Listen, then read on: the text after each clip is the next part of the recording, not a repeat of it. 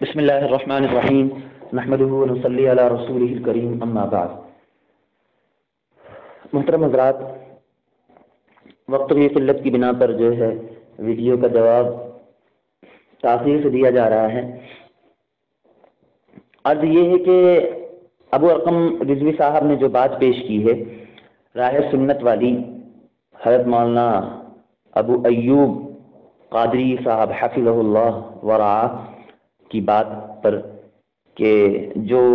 جناب نبی کریم صلی اللہ علیہ وسلم کے لیے عطائی علم غیب کا دعویٰ کرے وہ پادری ہے، یہودی ہے، وغیرہ وغیرہ جو باتیں انہوں نے کہی ہیں۔ اس کے بعد حفظ الایمان، توضیح البیان وغیرہ کی عبارت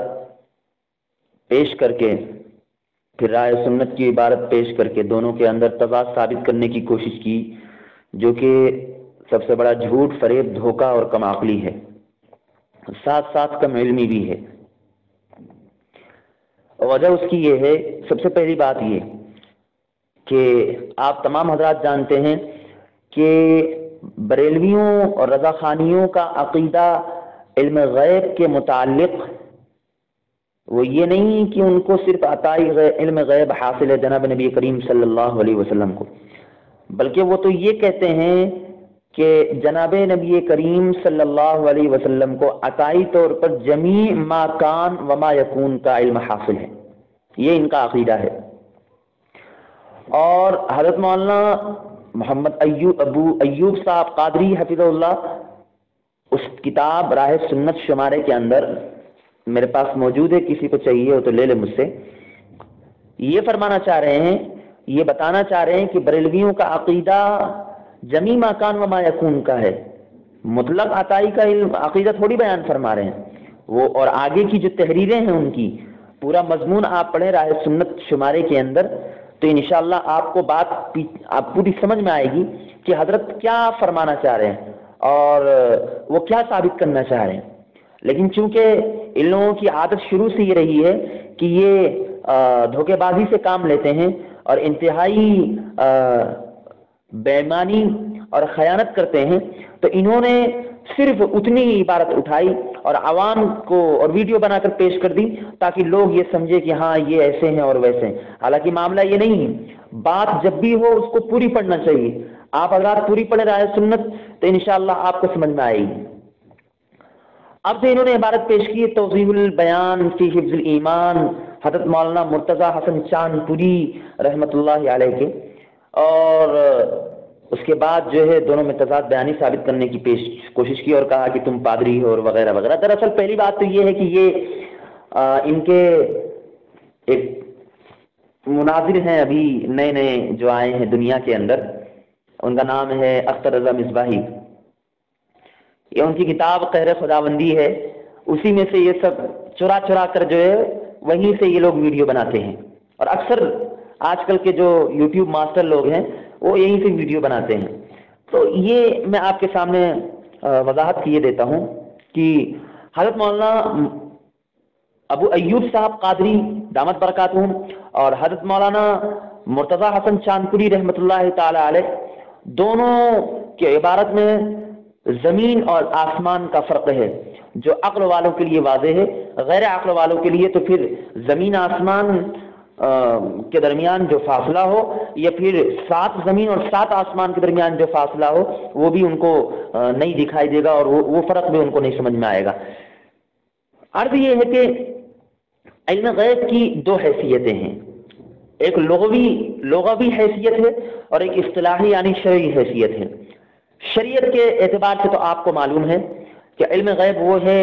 جو بلا واسطہ ہو، بلا قرینے کے، بغیر کسی حادثے کے، بلا کسی ضرورت کے، بلا کسی دلیل کے اور بغیر کسی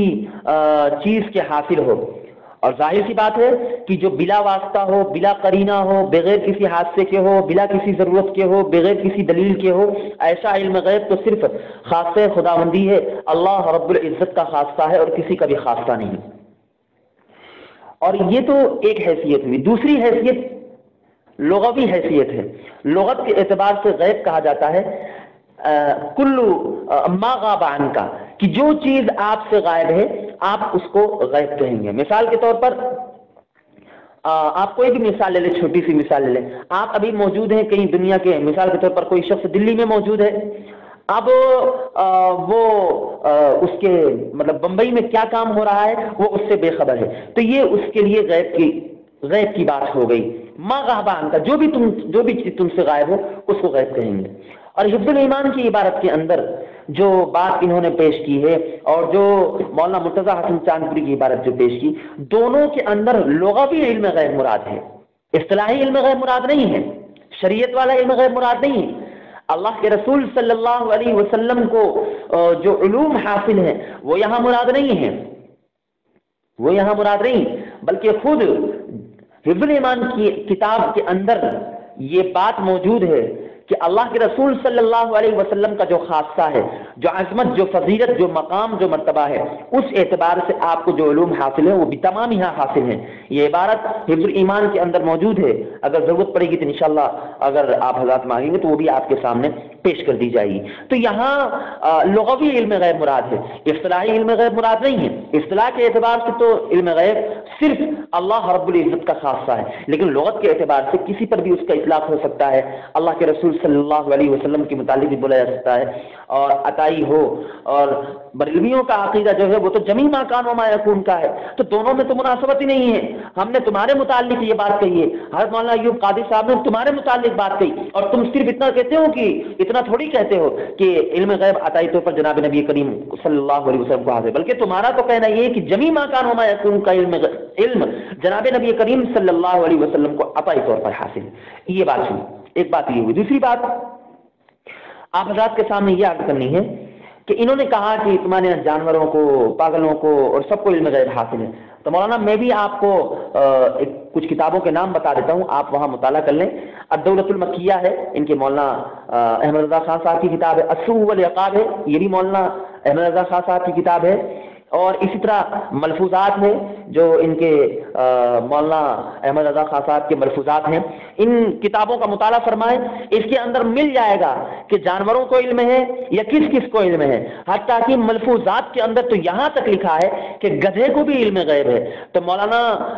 آپ خود ملاحظہ فرمائیں, ابو ارقم رضوی صاحب سے بھی بڑی مؤدبانہ گزارش ہے کہ ملاحظہ فرمائیں کہ جب آپ کے یہاں گدھے کو علم غیب ہے تو آپ کو تو کوئی اعتراض نہیں ہوتا ہے اور اس پر کوئی فرق نہیں پڑتا ہے. لیکن اگر ہم